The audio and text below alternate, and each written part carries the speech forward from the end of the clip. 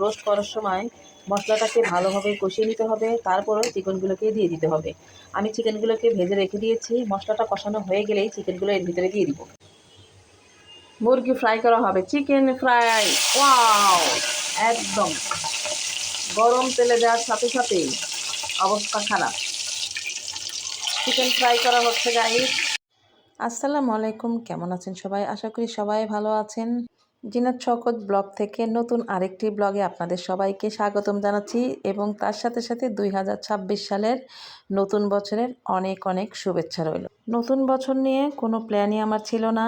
অনেকেই আগে থেকে অনেক প্ল্যান করে রাখে, কি খাবার দাবার খাবে, কোথায় বেড়াতে যাবে, কোন রেস্টুরেন্টে যাবে, কোন রেস্টুরেন্টে অফার চলছে, অ্যাসেটটা অ্যাসেটটা। তো আমার সেই ধরনের কোনো ইচ্ছাই ছিল না। আমার যেটা ছিল খুবই স্বাভাবিক, ভেরি সিম্পলভাবে। আর 2025 সালে আমার যেরকম গিয়েছে, আশা করি আলহামদুলিল্লাহ আল্লাহ পাক যেন সেভাবেই 2026 সালও রাখে।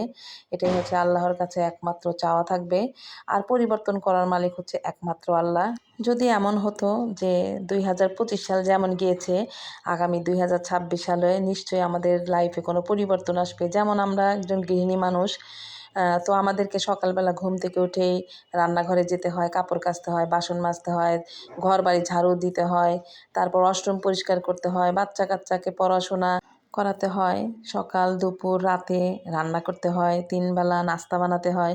তো এই সমস্ত কাজ থেকে যদি বিরত থাকা যেত, যদি ভাবতাম যে না 26 সালে এই কাজগুলো আর করতে হবে না, তাহলে হয়তো এক্সাইটেড থাকতাম যে নতুন বছরে নিশ্চয়ই আমাদের লাইফে কোনো না কোনো পরিবর্তন আসবে। তো যে পরিবর্তনগুলো আসবে সবগুলো হচ্ছে উপরওয়ালার হাতে।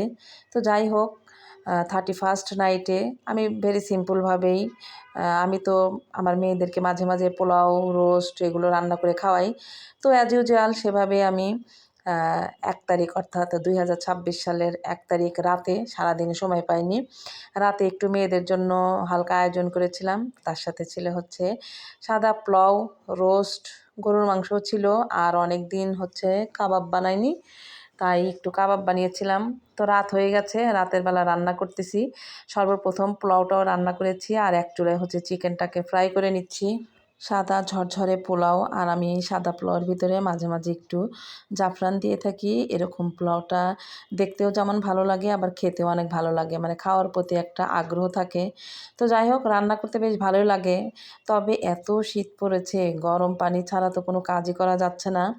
তো এক চুলায় হচ্ছে রোস্টটা দিয়েছিলাম, প্রথমে ফ্রাই করে নিয়েছি, আপনারা তো নিশ্চয়ই দেখেছেন। তার আগেই বলে নেই, যারা যারা লাইক দিতে ভুলে গেছেন অবশ্যই একটা লাইক দিয়ে দিবেন। আর পুরো ভিডিওটা দেখে কোথায় কোন অংশটা, কোন রান্নাটা ভালো লাগলো আমার অবশ্যই কিন্তু কমেন্টে জানাতে ভুলবেন না।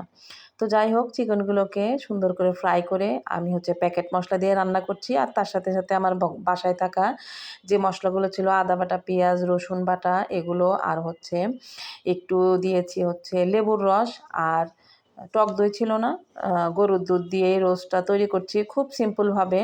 তো মাশাল্লাহ, গ্রেভিটা ভালো হলে রোস্টটা কিন্তু অনেক ভালো লাগে। সাদা পোলাওর সাথে রোস্টটা অনেক ভালো যায়। তো দেখতে দেখতে আস্তে আস্তে কিন্তু কালারটা অনেক সুন্দর হয়ে আসতেছে। আর নামানোর আগ দিয়ে একটু চিনি দিয়ে দিলাম। তো আমি সবসময় নামানোর আগ দিয়েই দিই। আসলে কে কীভাবে রান্না করেন জানি না, আসলে এক একজনের রান্না কিন্তু এক এক রকমই হবে। আর রান্নাটা মোটামুটি আমার শেষ। আর এদিকে হচ্ছে কাবাব বানানোর জন্য টোস্ট বিস্কুট নিয়ে এসেছিলাম, সেগুলো একটু গুঁড়ো করে নিচ্ছি। আর আগে থেকেই হচ্ছে মাংস আর বুটের ডাল সিদ্ধ করে রেখে দিয়ে সেগুলোকে শিলপাটায় বেটে নিয়েছি। আর এটা হচ্ছে ব্যাটারটা তৈরি করার সময় ডিম যেহেতু দিব, ডিমের সাথে এই টোস্ট বিস্কুটের গুঁড়োগুলো দিলে টিকাগুলো অনেক ভালো হয়। তো 2টো ডিম দিব। আর এই তো ডিমটা ভেঙে দেওয়ার সাথে সাথে একটু খোসা সহ পড়ে গিয়েছিলো, সেটাকে আবার তুলে ফেলে দিলাম।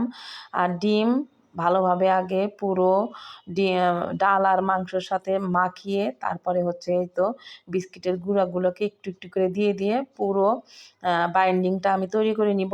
আর তারপরে হচ্ছে যখন আমি এগুলো ভেজে নেব, তখন ধনিয়া পাতা, কাঁচামরিচ এর ভিতরে কুচি করে দিয়ে নিব।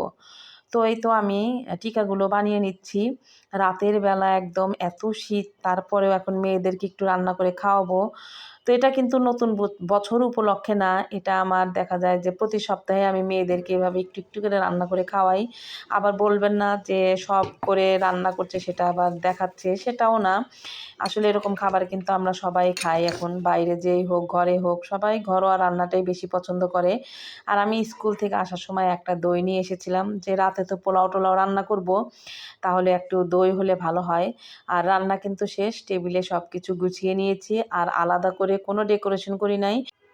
খাবারগুলো খেতে বেশ মজাই হয়েছিল, যদিও বলে লাভ নাই, আপনাদেরকে সাথে নিয়ে খাওয়াতে পারলে অনেক ভালো লাগতো। তো আজকে বিদায় নিব, ভিডিওটি আর বড় করতে চাই না। দেখা হবে নতুন কোনো ভিডিও বা ব্লগে। ততক্ষণে আপনারা সবাই ভালো থাকবেন, সুস্থ থাকবেন। আর প্রত্যেকটা ঘরেই জানি যে বাচ্চা কাচ্চা আছে, সেই বাচ্চাগুলোকে খুবই সাবধানের সহিত রাখবেন। তো দেখা হবে, ভালো থাকবেন সবাই। আল্লাহ হাফেজ।